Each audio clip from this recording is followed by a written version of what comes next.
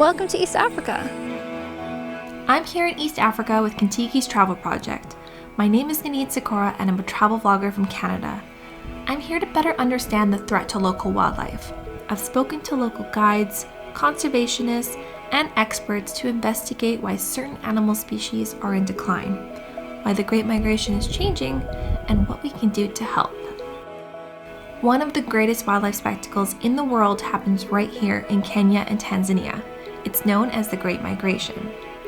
Each year, vast numbers of wildebeest, zebra, and antelope make a long circular journey through the Serengeti and the Masai Mara, driven by their instincts to find food, water, and a safe place to give birth. But studies have shown that the number of animals making this journey have been dropping year after year. Some have even reported a considerable reduction of migrating animals since the 1970s.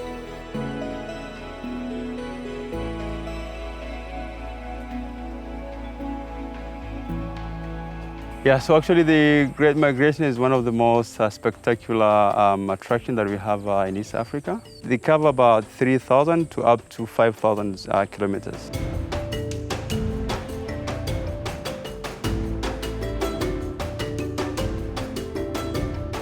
First of all, there is human-wildlife conflicts.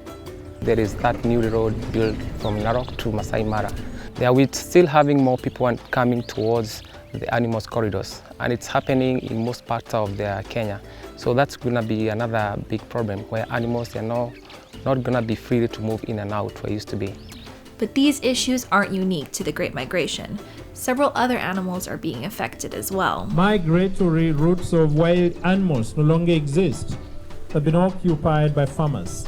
And that is why if these animals want to migrate from one area to another, they will find it very difficult.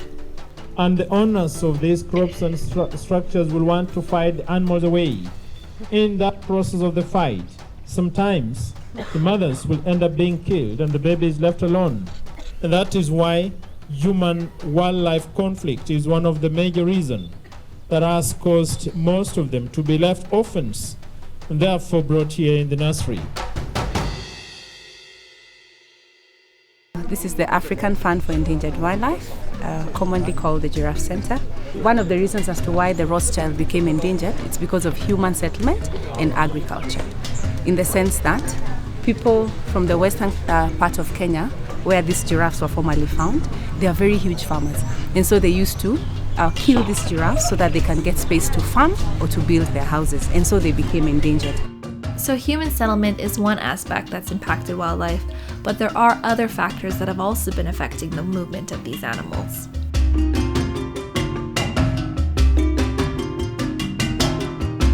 We've had this what we call climate change that really has affected a lot of, I would say, the weather in general, but also the movement of these animals. The rainy season has been altered. We normally expect short rains in March, followed by long rains in April, ends in May. And this time round, we expect this grass to grow very tall. And the same kind of rains is the same we have in Tanzania. Because what always attracts them here is because of approaching rains and maybe higher vegetation. And now they don't move like all together like they used to. They are now like scattered around. Like we have find like one big head this side, the other one over here, then the other one way ahead of the others. They're spreading out because they are looking for, like food, water, and stuff like that. So this way it gives them more benefits rather than just sticking on one small area.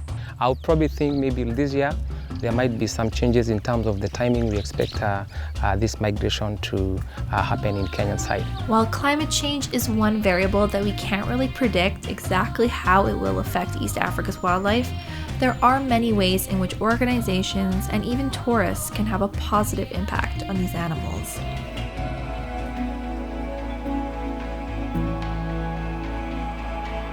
We offer conservation education to the general public, but our main focus is the school children. They need to learn why we have the giraffes here, and they need to understand that this is their animals, and why should we conserve them.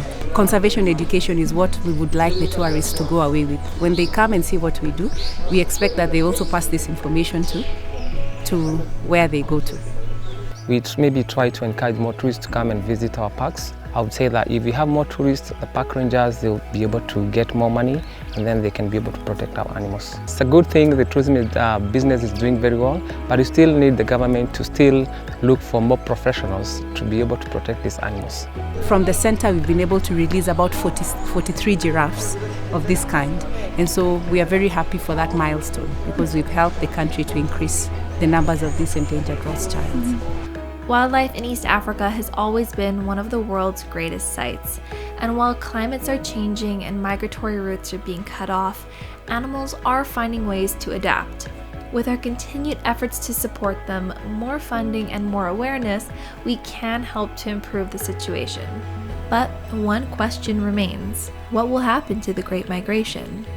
Just to let you know that the migration will never ever stop. The migration is not just all about the weather, it's not just all about the food and water, but also its instinct in the mind. It's something that they are used to doing it, so that will never ever make the migration stop.